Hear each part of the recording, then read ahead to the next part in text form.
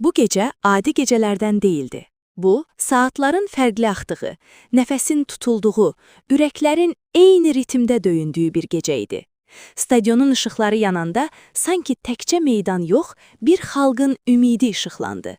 Hər kəs hiss edirdi, bu oyunda nəsə fərqli olacaq. Meydana çıxan Qarabağ Futbol Klubu futbolçuları susqun idi, amma baxışlarında qəribə bir əminlik vardı. Sanki hər addım, hər toxunuş əvvəlcədən yazılmış bir hekayənin səhnələri idi. Top hərəkət etdikcə tribunalarda nəfəs alırdı. Zaman uzanır, saniyələr ağırlaşırdı.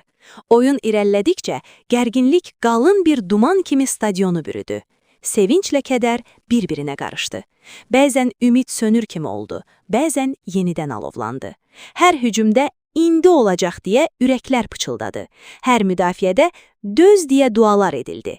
Və sonra son dəqiqələr. Sükut dərinləşdi. Sanki bütün Bakı bir anlıq sustu. Top havaya qalxdı, zaman dayandı, baxışlar kilitləndi. O an baş verənləri sözlə anlatmaq çətindir. Bu sadəcə gol deyildi. Bu illərlə yığılan inamın partlayışı, səbrin mükafatı, təslim olmamağın cavabı idi. Sevinç təkcə tribunada qalmadı.